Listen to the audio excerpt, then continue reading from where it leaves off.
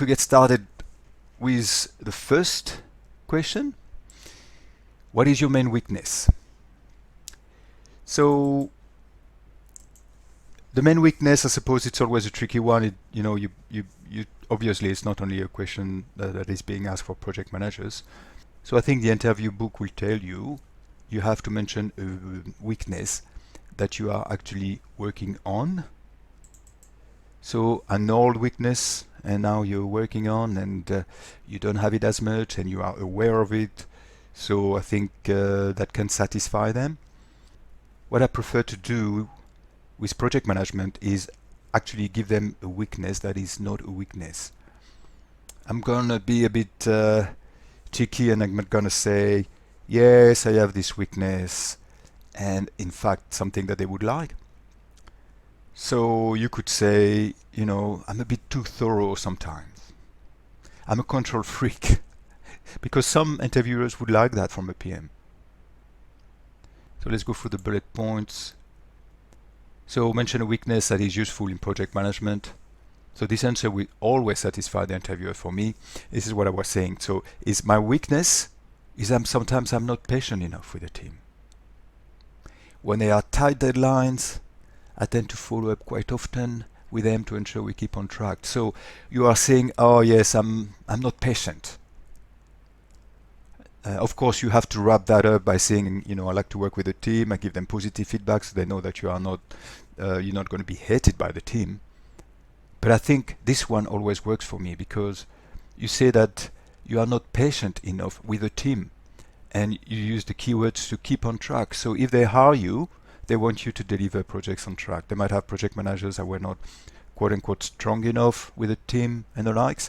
So I think this always seems to satisfy them, and I see them writing, putting a bit of a tick on their notebooks when I tell them that. Another one is, what is your strength? The thing is with strength is it depends really on where you are interviewing. So if the ads, for instance, tell you they're looking for a project manager who is autonomous and self-driven, then you have, as a strength, you have to put that, I can work with little supervision and I report by exception only. You have to demonstrate that. But another ad could say the opposite. It could say, oh, we want a team player because there's a pool of project managers and there's a lot of interaction between them. So in other words, pick a strength that will be useful for the job that you are applying for. Look at the job description for clues.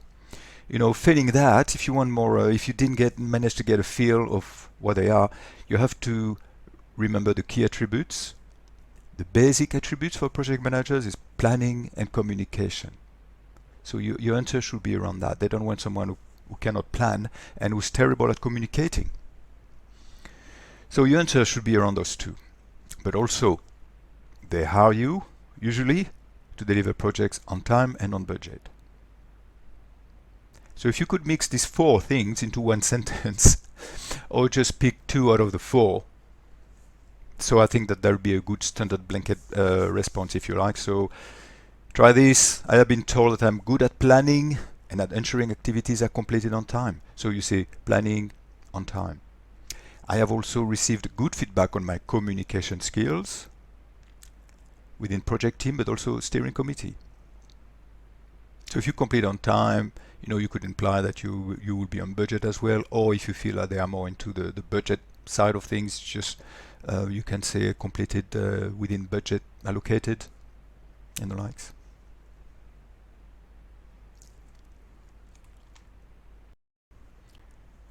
So this question is sure to come up. So it's not always worded this way. Sometimes it's worded a little bit differently. Like could be, what do you do when the business comes to you with an additional requirement? How do you control the scope of your project? How do you make sure you don't over-deliver and therefore the time frames or the budget are impacted? So I've been asked this question very often. So the key word should be change control. Or you could say change request. I ask the business to raise a change request. I've noticed sometimes I can say a lot of words, but as soon as they hear change control, they relax and they write that down and they seem to be happy with the answer.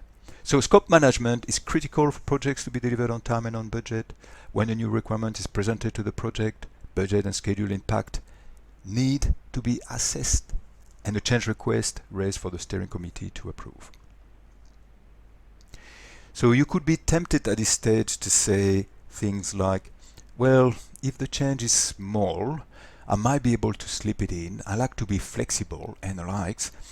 That could work if you are being interviewed by the business. But I think it's a bit of a high risk. Why risk it? So I think it might look good in some circumstances, but I think it's a bit high risk. So I would, during the interview, I would really keep it safe. So to compensate, if you want, for not saying that, you could stress a lot of your flexibility component, so they don't see you just as a bit too strict, if you like, and someone who could scare the business. So if you mix that up with a little bit of flexibility side, so I think that could work. But yeah, I would definitely use the safest, use change control, use change request. This way, they feel more relaxed.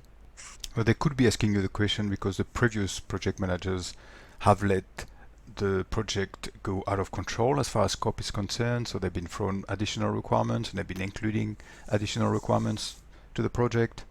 Or if they ask you this question, it's because they know that the business are very volatile requirements, and they often come with projects, and after they want to change it and the likes, and they're a bit concerned, and they're hiring a project manager to make sure that this doesn't happen.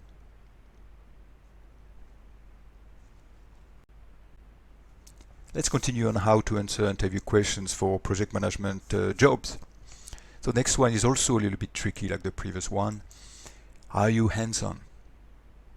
So I've been caught once with this one. See, the challenge, if you are hands-on, you're working with the project team. And you are more or less the manager, and definitely the project office and manager might pay the price for your over-involvement in that area. The business might be happy for you to work with the project team because that would, assist the project. But I think it's a bit tricky, and I have found that this is usually asked by contractors. They are not working for the company full time, so they are also contractors, and they want to know if you are a type of PM will be able to help them if there's any problems, or if you're going to stay in your ivory tower and hide behind progress reports, paperwork, and the likes. And I found that this question is often asked also, by team leader, by more hands-on type of guys. I think if you have an interview with a business, very high-level executive, he or she would now have no interest in asking you this question. It's just too detailed. So, at the beginning, I was, as I was saying, there was once where I was asked this question, and I said, if I focus too much on the detail, there's a chance I could lose sight of the bigger picture, and therefore the project could get out of control.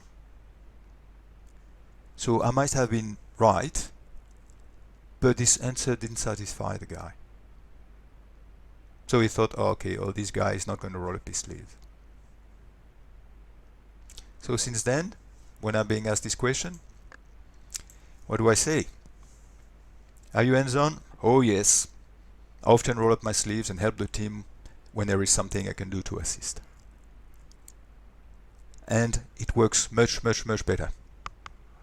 If they ask you this question, they have some concerns. It's not because they want to know if you get dragged in the weeds and lose sight of the big picture. No, they want to know if you are 100% committed.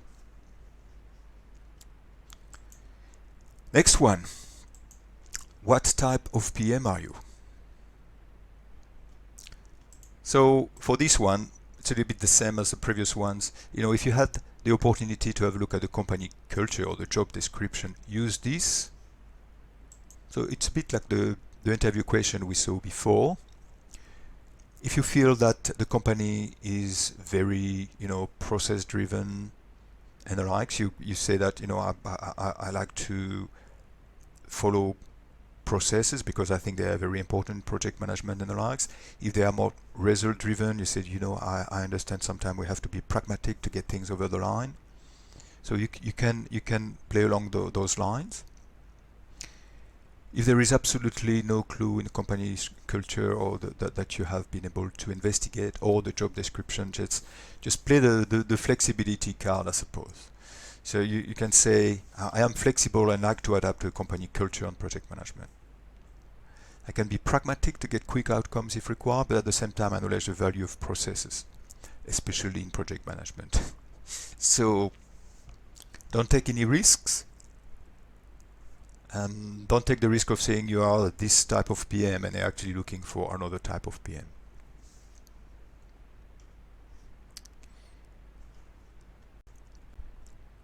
So to finish on interview question, just to turn the tables if you like, I think there's a question that you need to ask at the end of the interview. So I cannot take the credit for that one. And that one, it's one that I've learned actually relatively recently, and that is a very good one. It's actually, do you have any concerns?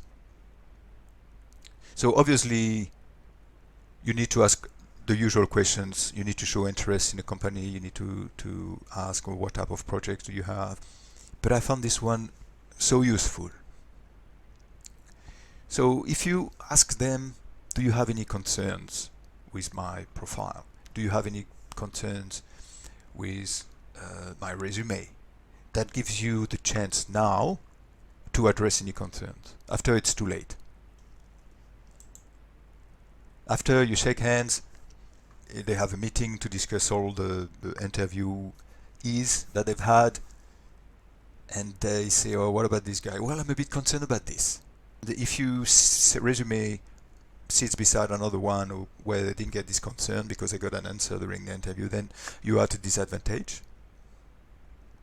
I don't know about you, but I've never had someone after an interview calling me back and say, well, we were interested, but we were just wondering about this point here. So can you answer that for us? And then we can be sure if we hire you or not. So that doesn't happen. Usually they use the interview as a final selection criteria to hire someone. So you ask them this question: do you have any concern with the interview I just gave? Did I say something that might have caused some concern? See, they could say something like, yes, I think you have a good profile, but we are just a bit concerned on the fact that you haven't worked with, you didn't mention that you work with this type of software, if you like. And you can say, well, I didn't mention it, but I have worked with this type of software. So let's say they could tell you, well, we like your profile, but we're a bit concerned because you don't seem to have worked on project where the project manager needs to be very hands-on and work very closely with the team. And then you have your opportunity. You could say, yes, the project I'm working on, I'm practically all the time with the team, and I'm going down to a very low level of detail because I really want to get this project over the line. And they could say, it's good that we clear that one up, because that was a concern for us. But after the interview, they shake your hands, have a nice day, thanks for coming, and your opportunity is lost. So that's it for the interviews, and I believe this is it for part 2 as well. But we have a wrap up, and we'll review everything to refresh our memory. As mentioned in this part, there are no quizzes. I didn't think it was appropriate for me to have quizzes on stuff that I've created. It's a bit I didn't feel comfortable doing it, but by all means, if you wanna use it, it will pay dividends.